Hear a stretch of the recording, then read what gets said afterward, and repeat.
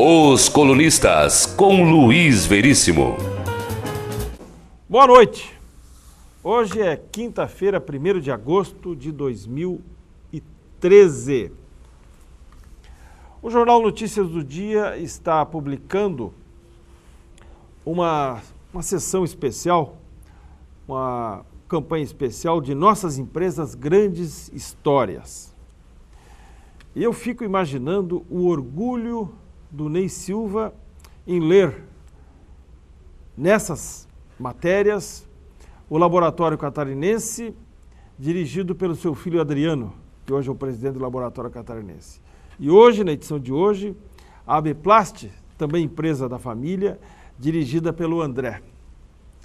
Aliás, a Abeplast eu conheci bem no início, quando o Sérgio Silva lá trabalhava e era vereador, e eu costumava ir até lá para conversar com ele.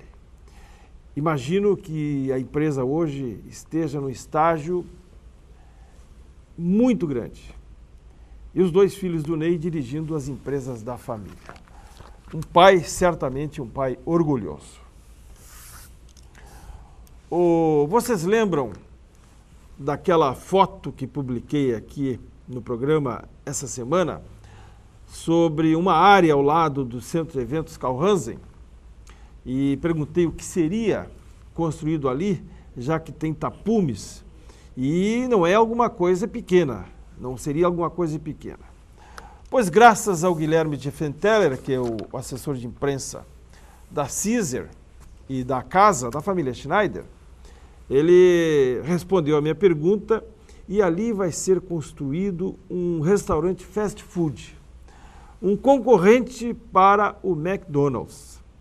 Trata-se da rede ainda pouco conhecida, se não me engano tem apenas uma loja em São Paulo, uma franquia, a Ragazzo, que é vai servir fast food inspirada na culinária italiana. E pelo que eu vi no site, vem com tudo para Joinville e para concorrer com o McDonald's, bem ali ao lado.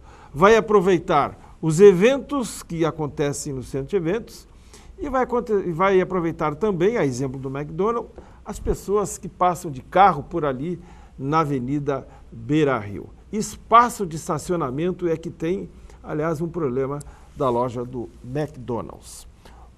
A rede Ragazzo pertence aos mesmos donos do Habib's, que tem essa franquia grande aqui também em Joinville.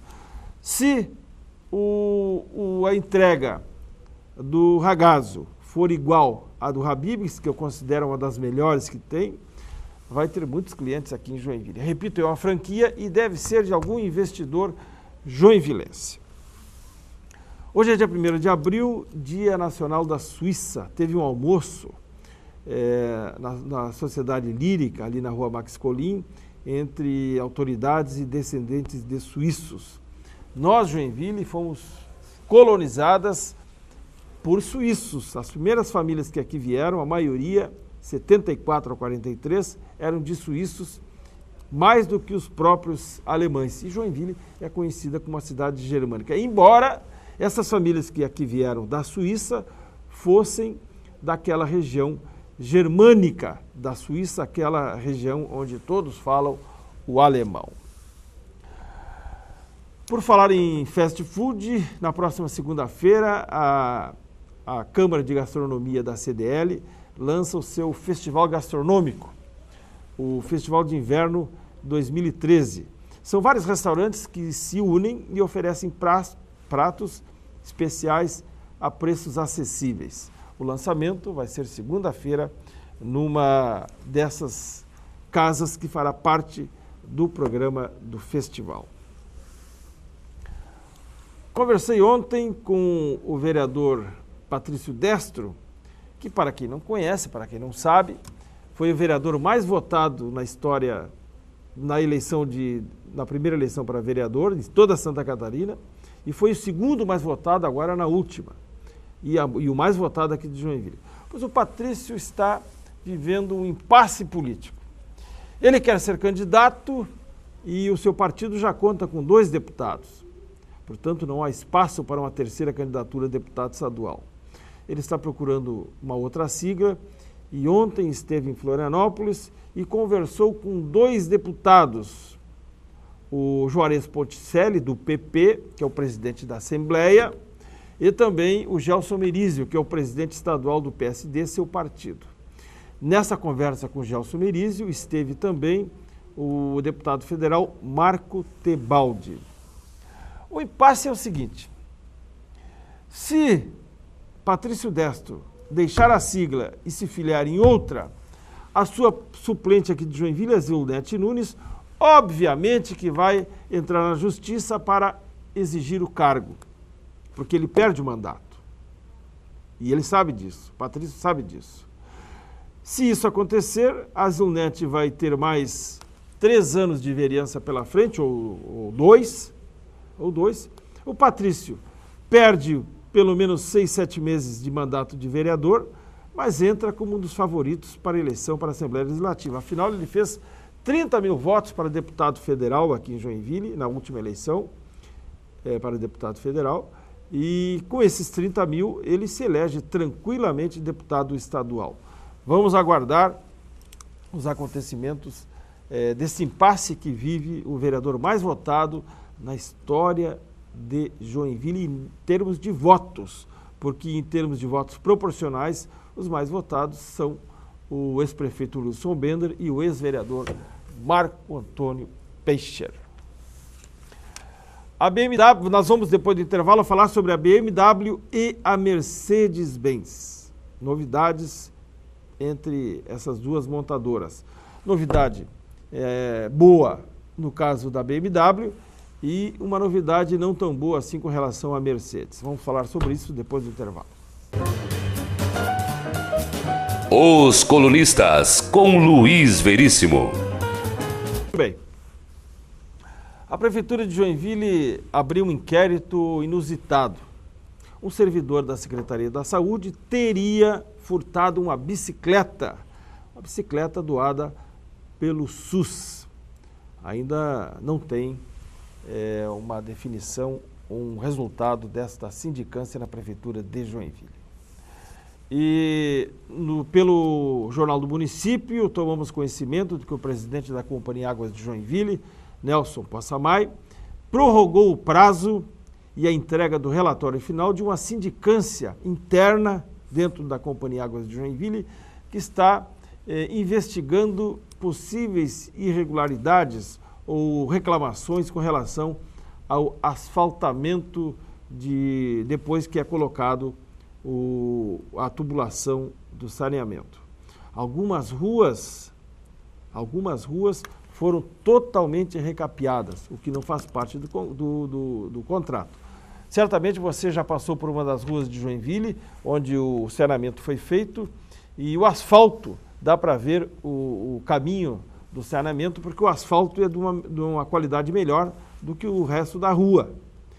E isso é em função de que no contrato não está previsto o recapeamento total. Aliás, eu acho isso uma falta de bom senso.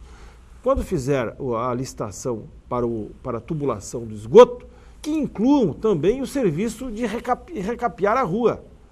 Eu tenho, na minha rua, por exemplo, tem essas marcas, essas cicatrizes, que o asfalto é bom, mas o resto do asfalto da rua fica até feio.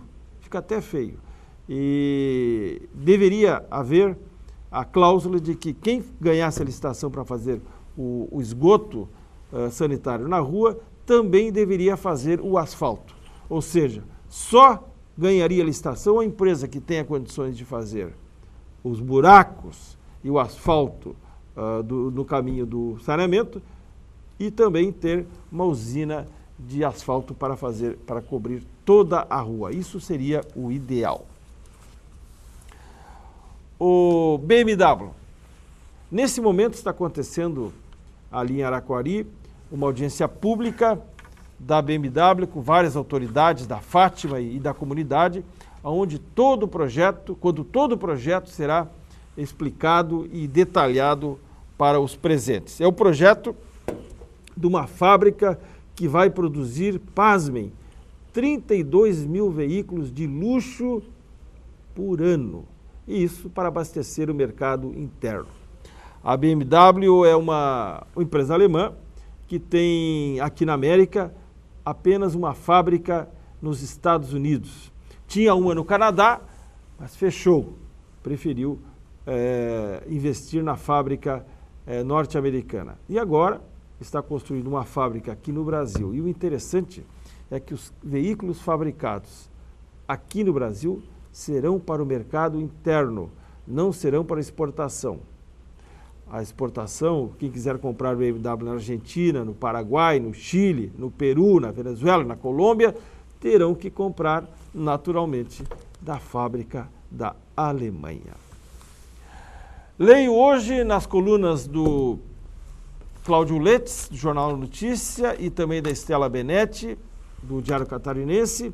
Aliás, eu assino os dois jornais, como também o meu, Notícias do Dia, sou assinante, recebo em casa 4 jornais, além deles o Jornal Valor, e os dois colunistas trazem depoimento de Paulinho Bornhausen, que é o secretário do Governo do Estado, responsável por essas negociações em trazer a Mercedes-Benz para Santa Catarina, mais exatamente para o norte do Estado. O Paulinho alertou aos dois colunistas que corremos o risco de perder a Mercedes para São Paulo. Eu tenho acompanhado de perto, assim como acompanhei a BMW, tenho acompanhado de perto, já escrevi na minha coluna do Jornal Notícias do Dia que a Mercedes-Benz vem para Joinville. Está lá. E quando esse anúncio oficial acontecer, eu vou publicar bem grande na minha coluna, eu já sabia. A Mercedes-Benz continua afirmando, vem para Joinville. São Paulo hoje está com um gargalo muito grande no Porto de Santos. E as empresas alemãs estão acostumadas com excelência portuária. No meu caso do Porto de Hamburgo, de Bremerhaven, que são os 2 portos grandes da Alemanha. E aqui, em Joinville, na nossa região, tem um porto de excelência que pertence a Hamburgo Sud, que é um dos sócios desse porto, que é o Porto de Itapuá. A BMW já vai importar peças para a sua fábrica através do Porto de Itapuá. E a Mercedes também vai fazer a mesma coisa. Joinville vai receber a fábrica da Mercedes, eu não tenho dúvida, continuo otimista, porque aqui estão as melhores condições. Eles já viram escola alemã no Instituto Superior da Sociesc, da Tupi, ali na Sociesc. Eles já visitaram o Senai, o Senac, eles sabem que aqui nós temos mão de obra especializada, tanto é que a BMW analisou e está construindo a sua fábrica aqui. Os alemães da Mercedes serão vizinhos da BMW, eu repito, não tenho dúvida. Outro fator importante é que em São Paulo os sindicatos são muito fortes, são muito reivindicativos. E o salário lá, a faixa salarial lá está cada vez aumentando mais. E os alemães executivos, gerentes, a cúpula da Mercedes certamente virá da Alemanha. E eles preferem cidades menores, preferem regiões menores. É claro que lá em São Paulo eles poderiam ir para o interior de Campinas, naquela região de Campinas, onde existe a fábrica de caminhões da Mercedes. Mas eu tenho certeza também que se a Mercedes fosse optar por um local para estabelecer a sua fábrica de caminhões, não escolheria São Paulo. São Paulo já está um gargalo muito grande e é uma cidade muito ruim de morar. O único ponto que desabona Joinville é que nós não temos um campo de golfe de 18 buracos. Tenham todos uma boa noite. Voltamos amanhã com o programa Os Colunistas. Até lá.